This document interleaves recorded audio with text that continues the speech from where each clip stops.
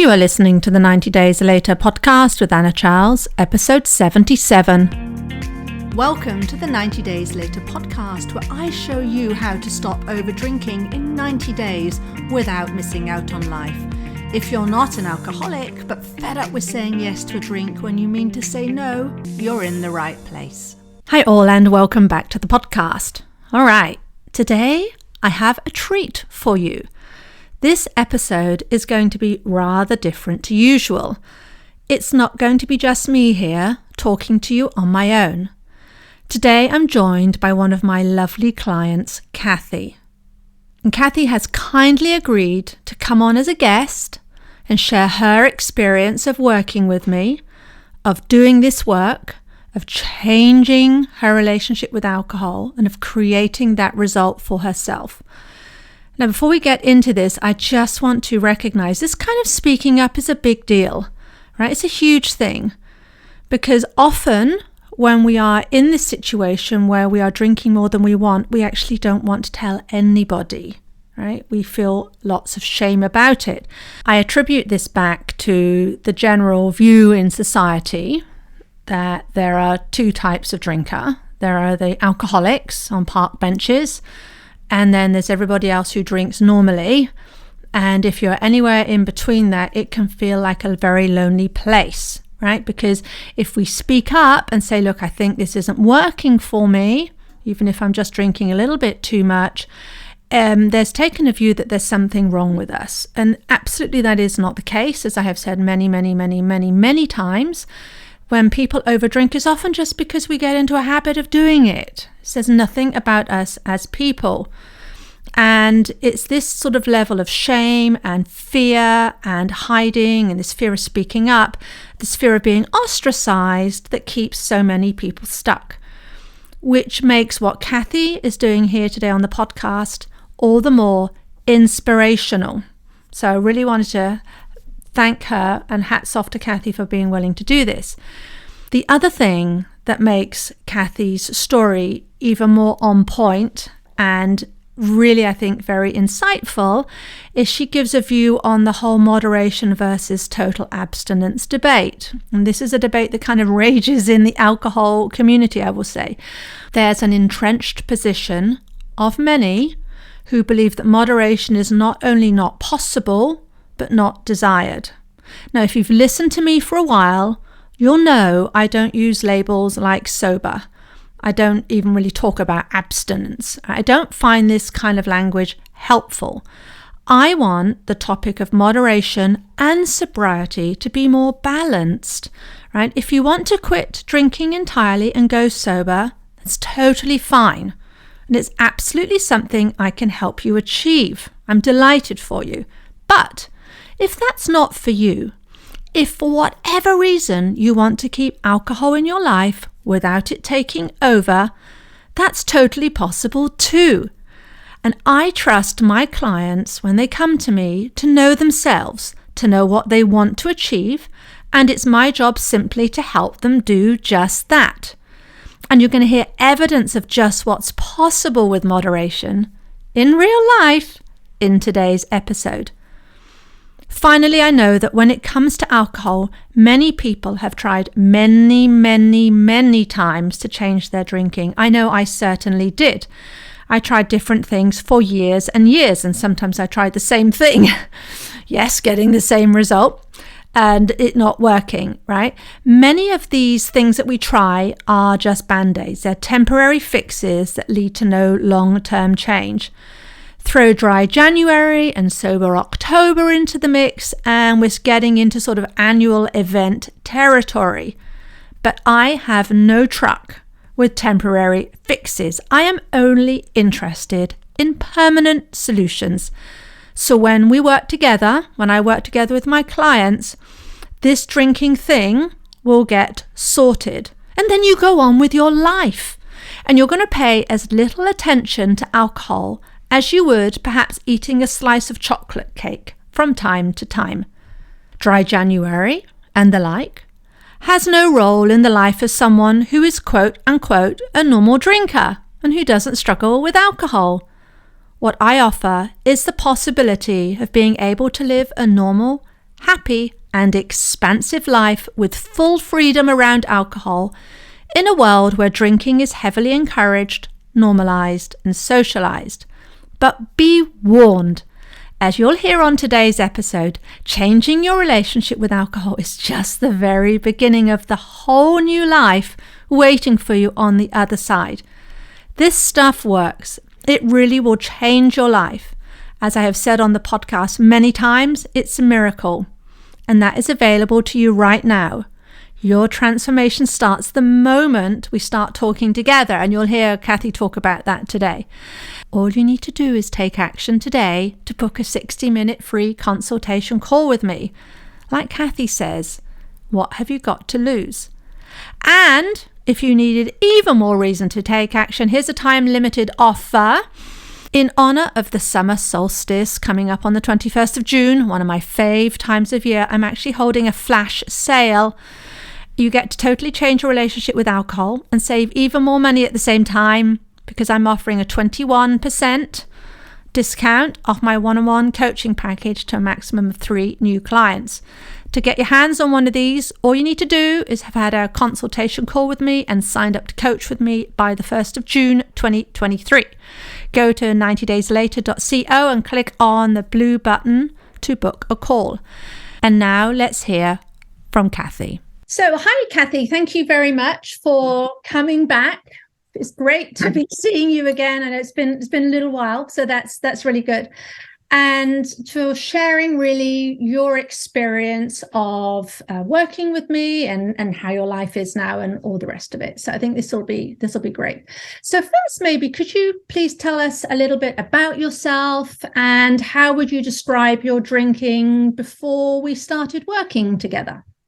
Well, I'm 62 years old, mother of 2 grown boys. Spent a career in commercial real estate, and I'm semi-retired at the moment. Fairly active, sports-wise, mostly tennis, golf, pickleball, hiking, that sort of thing. Prior to working with you, I was a daily drinker. Typically 1 to 2 bottles a night, pretty much every night. Yeah. Somehow managed to get up and play tennis in the morning. I'm not sure how exactly, but, I would say pretty high functioning, heavy drinker. Mm-hmm. At least I thought that's what people thought of me. Not 100% sure. And how long do you think that had been going on for, roughly? Was it a couple of years? Was it a decade? Any idea? A decade. Okay. All right. So that's what you were before. Maybe at least 5, probably more like 5 years once the kids were out of the house. Right. I mean, prior to that, I had kid stuff to deal with that occupied a little bit more of my time. Yes, that's true. Once they're gone, then we have all that free time. I know we spoke about that a lot. And prior to working with me, had you tried other things? I mean, was this your first rodeo, or, what were you before? I had tried other things recently. I really didn't realize that there was a fair amount of resources online. Prior to that, AA was the only thing that I was aware of, and quite frankly, I wasn't ready for that. So I had tried some other online group resources that were helpful. It opened my eyes to how the brain works with alcohol. I learned a lot, but wasn't really successful in changing my long-term habits. Okay. And why do you think that was? Any idea? Was it because it was a group scenario, or? It was because it was a group scenario, and you gain tidbits, you gain knowledge, but there wasn't anybody there day to day to get to know me and to help me with my specific challenges and, lifestyle. So one of the things I know that struck me, Kathy, was when we started working together, is you were all in. I mean, there was no doubt. You were like, I'm going to do what it takes. You sort of did all the things. When you reached out to me, so why did you think you decided this was time? I mean, you were doing it. So why do you think that was? Well, I had done some other things, like I said, group things online prior to working with you. And, so I felt that change was possible. I just knew that I needed more one-on-one help in order to do it.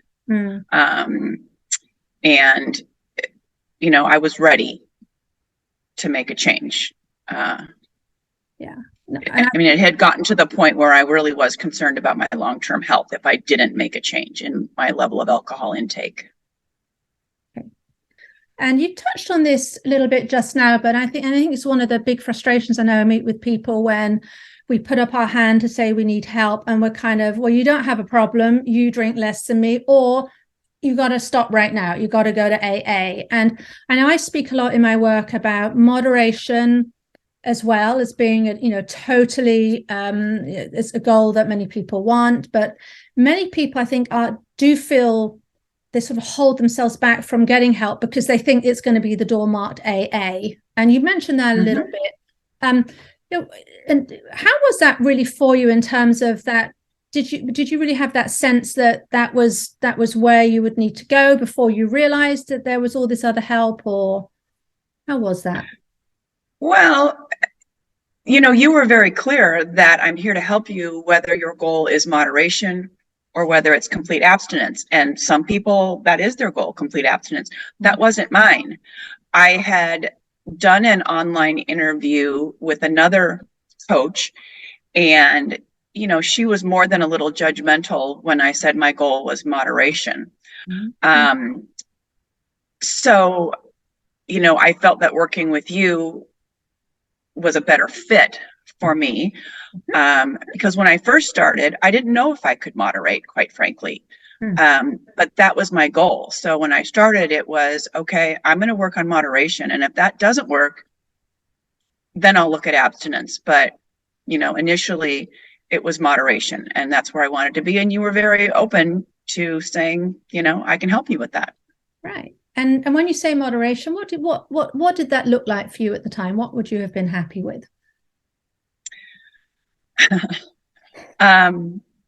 To drink like a normal drinker, to go out and have a couple glasses of wine with dinner and not drink every day, and not have it consume my thoughts, to just say I can take it or leave it. And I enjoy it. I want to have a few drinks every now and again, but I don't want it to be at an unhealthy level. Yeah. So I wasn't sure what that number was exactly, but really I was looking to get to 12 drinks or less per week. And I was at least 3 times that when we started, at least.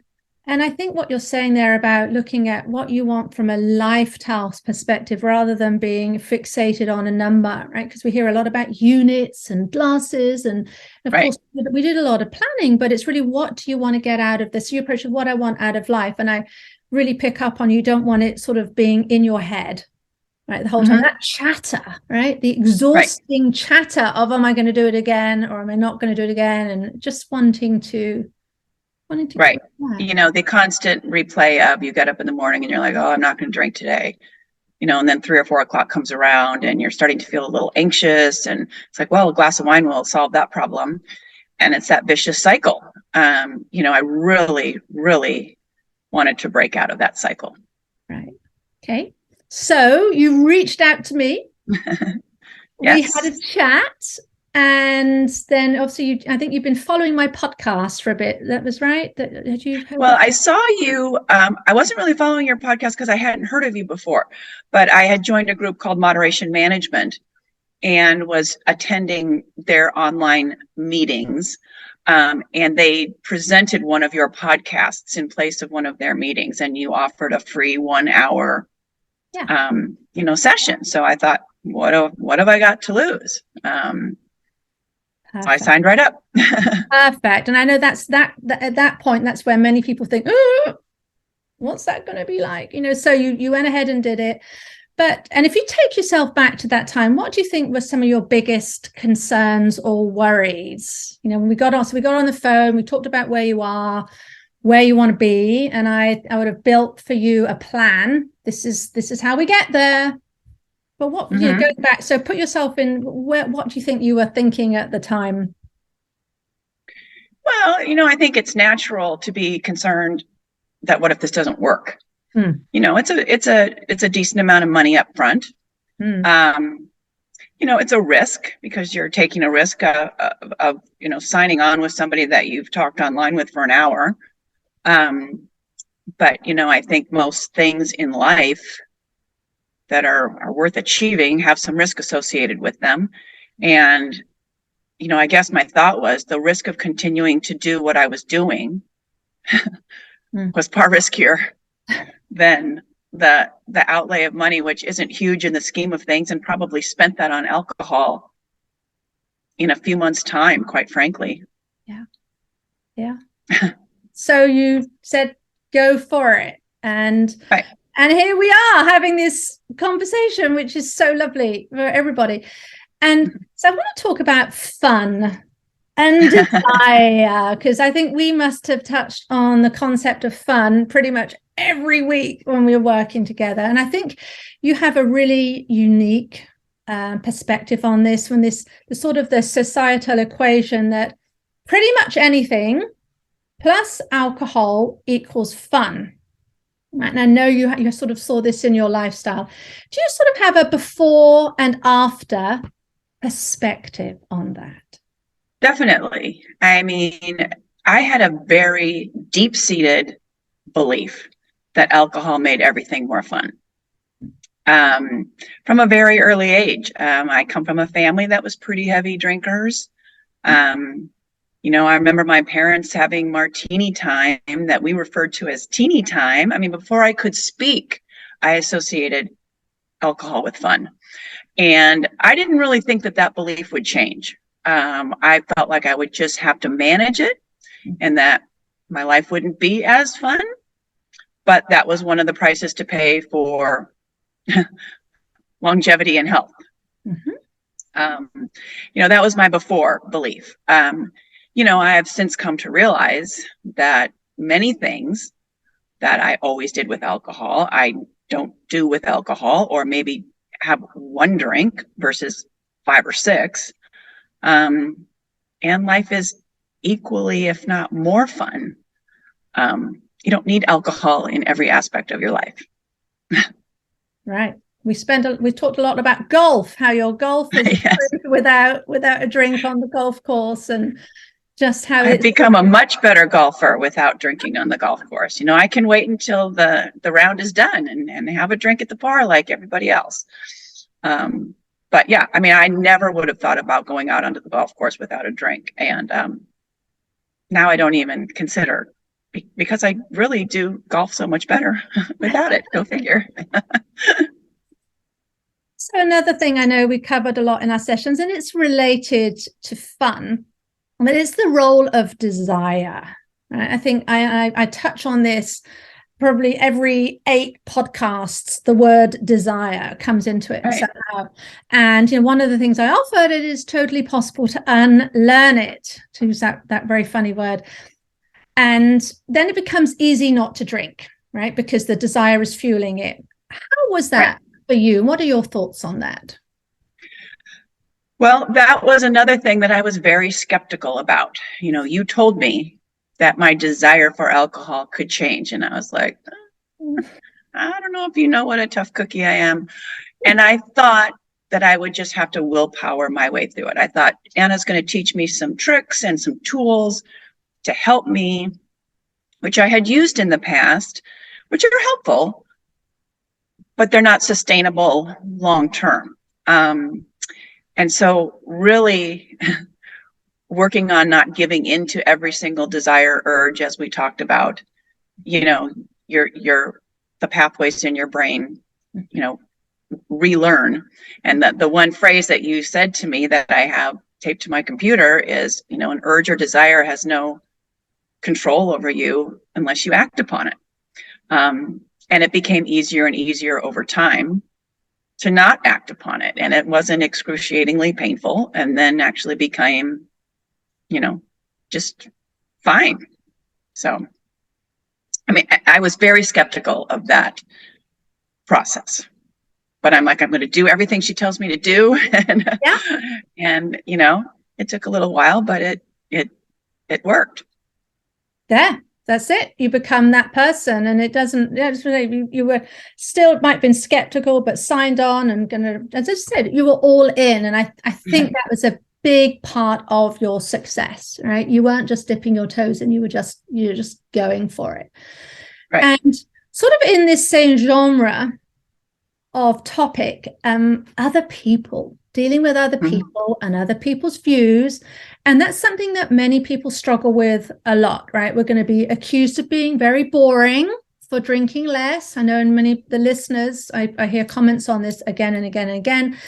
And then there's kind of this associated discomfort of finding ourselves in spots where we kind of have to defend ourselves and justify why we want a glass of fizzy water or a lemonade or a grapefruit juice, or even if we're just drinking a little bit less, right? We just decide to have one glass less. And I know you have lots of supportive people around you. I know that many people were absolutely fine with it, but there did come a point when people's antenna, I remember saying their antenna are up, right? Because you're in this fun party atmosphere, and they started to cotton on to what was going on, and you were quizzed. So tell us about that. How was that? Yeah, I mean, and these people are very, very good, supportive people. But at the same time, you know, I got a lot of, well, how come you're not drinking? How come you're not having fun? I mean, the two went hand in hand. Or, you know, social hour after a tennis match, it would be, well, are you going to have fun today? Which meant, are you going to drink? And at first, it kind of made me feel proud because, you know, in their defense, I had always been the party girl. Mm-hmm. So drinking buddies, like other drinking buddies, to drink with them. Mm-hmm. But then after a while, it became, you know, a smidge annoying. But I just had a heart-to-heart and say, hey, look, this is what I'm doing. This is what I'm doing for me. You know, I feel like I needed to make a change in my life. And people backed off right away. They're like, we completely 100 support you. And then I did have a kind of a conversation with some of my friends, like, do you really think that I'm not as fun when I don't drink? And they're like, well, no, not really. But we're just always used to having you be, you know, leading the charge in the drinking bandwagon. So, you know, it's just a change that people certainly got used to. And it's not like I never drink. You know, I can go and have one or two drinks and call it good. Yeah, and I think but I don't have to be the last one at the party. Exactly. And that's the whole, again, that comes back to the relationship with alcohol that you wanted to have. You wanted to moderate, you wanted to have some, and then be able to leave it at that. But I think a lot of the time, like you say, people then backed off. I think they're just curious on what is going on here, because we drink. That's what we do. And I just want people to realize that actually you can go through this and maintain those friendships. Sometimes, you know, it's a shame. I think sometimes we have to defend ourselves, but maybe just being upfront about it, and it's totally fine. This is what I'm doing. It's no different than I'm decided I'm not going to eat as much chocolate cake this year or whatever. Right, absolutely. And you know, there was a couple people who really didn't want to accept it, and you know, I probably won't be friends with those people moving forward. I mean, I think the friendship was based on drinking. And if that's the only basis for your friendship, maybe I won't be friends with those people as good of friends moving forward, which is fine. Exactly. It's totally fine. Right. And I think that's where, when we remove the alcohol, we see then really what is the life. And then is that the life we're choosing, or is that the life we just happen to have? And we still have the choice over what we do, there, the people we hang out with. Right.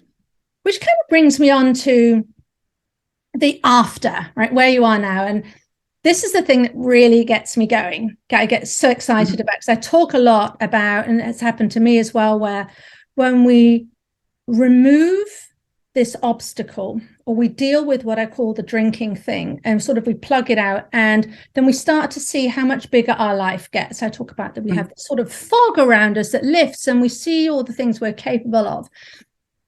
So while changing your drinking is a marvelous, totally brilliant goal to go for, and of course that's what I offer, but it's the overall effect and the belief and how we see ourselves. So what's your view on how you see yourself and your identity, and how does drinking fit into that or not? Well, I mean, when you cut back on your drinking and when you start tracking how much one drinks and how much time one spends drinking, it's quite shocking. And when you take part of that out of the equation, there's a whole lot of time for a whole lot of other things. I think I'm a better listener. I can fully remember all the conversations at a party. Yeah, you don't wake up the next morning going, "Ooh, what did I talk about? What did I say?" Or somebody brings up a conversation and you're like, "Oh, yeah, I kind of remember talking about that." And so I just think I feel like I'm more clear-headed. I feel like I'm a better mom, a better wife, a better friend. Yeah. Yeah. And when you said before you're sort of the party girl and you were there for the fun, I mean, that just does that play in at all? I'm struck that you just didn't mention the word really drinking at all there. It's just not a piece of the core piece of who you are today. Right. I mean, everything used to kind of revolve around drinking. Yeah. And I drink socially a few times a week, and that's great. Look at but that. It doesn't have to consume your every thought. Yeah. Drink a few times a week and that's that. Boom. Sorted. Right. So what's been your favorite part of doing this work? Well, I would say far and above that, I feel better about myself. I feel proud of myself. The anxiety of my health, which was weighing on me more than I even realized, is pretty much gone. I've never been an overly anxious person. If you would ask my friends, they would say that I'm an anxious person, but I think I kept a lot of that inside. And it's a bizarre, vicious circle. When you get anxious about what your drinking might be doing to your health, it's like, oh, well, I could have a glass of wine and get rid of that anxiety. I'm anxious about one of my kids. Let's have a glass of wine and not think about it. Well, maybe you could not have a glass of wine and help your child deal with whatever they're dealing with. So, just feeling so much better about myself and not dealing with that anxiety that I didn't even really realize how much was weighing on me is by far my favorite part. And in terms of if there's, and you may have answered this already, but what would be your biggest, would you say the biggest transformation that you feel you've achieved? Well, I think just not having alcohol so dominant in my life, and being able to participate in life with or without it. I think his biggest transformation for me.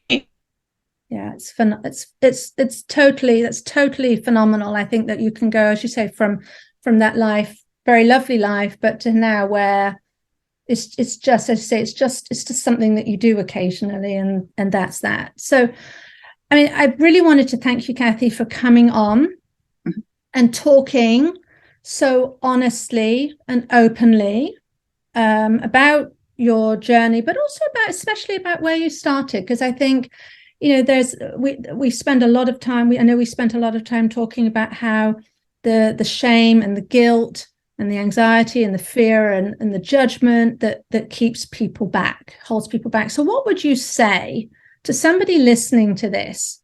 If they think they're something like you once were, where they're a bit worried, or maybe they're more than a little bit worried about this work, and will this work, and is it worth it, and what if it doesn't work for me, and all that kind of thing. What would you say to them?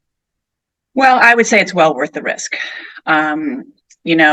Working with you, Anna, your enthusiasm, and you exude enthusiasm, and it's so clear that you very, very much care about your clients. And for me, it was well worth the risk. And I would say to somebody, who was where I was, it's easy to rationalize and say, well, I'm not that bad. I'm not an alcoholic. I'm not, some bum in the street. I get up and play tennis every day. It's very easy to rationalize that you don't have a problem. And when I use the word problem, people seek help for all sorts of things. They seek a personal trainer to get more fit. They go see a nutritionist if they want to lose weight. The stigma around having somebody help you cut back on your drinking doesn't mean you're an alcoholic, doesn't mean, you're a terrible person. It just means that you want to make a change in your life, and disregard all the stigma that our society puts on that, and go for it, because it's well worth it. Hallelujah to that. It is nuts crazy. I always think that, again, if you put up your hand, I mean, it really is. People are horrified, but like you say, we hire all sorts of help for all sorts of things in life, and right. Look what you can get. And hey, if you hadn't have taken that chance, if you hadn't have said yes, if you hadn't bet on yourself back then, right, where would you be now? Probably still where you were. Same place I always was. And now you have this whole new vista of who knows what you're going to create. I'm expecting you to go up a league in your tennis as well, I think. Well, we'll see about that. So, Kathy, is there anything else any other messages that you want to give, again, particularly to people listening to this who are, a little bit concerned or maybe just intrigued and all the rest of it? Anything else you want to add? No, I would just say, take a risk. If you're not happy with you don't have to hit rock bottom to make a change. Like I said, people make changes in all areas of their lives, and alcohol is just one of those where it's had such a stigma of even raising your hand and saying, hey, I need a little help, doesn't make you a bad person. And, it's, I think I already said this, but it's well worth the risk, and it's worth going for it. Has been for me. It's been a game changer. Game changer. That's so good to hear. And again, I'm so thrilled. I mean, it's been lovely to work with you. I'm so super stoked with your result, and that you come on here and share this so that others can hear. So it's not just me saying it, but it's totally out there, totally possible. And if you do the work, and if you're all in like Kathy was, it is actually inevitable. So thank you very much, Kathy, for your time today. Thank you, Anna. Thanks for listening to the podcast, and don't forget about my summer solstice special. I'm offering a 21% discount off my one-on-one coaching package to a maximum of 3 new clients. To get your hands on one of these, to start changing your relationship with alcohol straight away, you need to have had a consultation call with me and signed up to coach with me by the 1st of June 2023. In the meantime, I will see you next week. If you like what you're learning in the podcast and you want to take the work further and achieve total freedom around alcohol, let's talk. I help my clients stop reaching for that first glass of wine the moment 6 p.m. rolls around, and they don't miss out on life. And we do it in 90 days. The effect is permanent. Email me for more information on anna@90dayslater.co. And if you did enjoy the show, I'd really appreciate if you'd leave a rating and review to help others find the 90 Days Later podcast.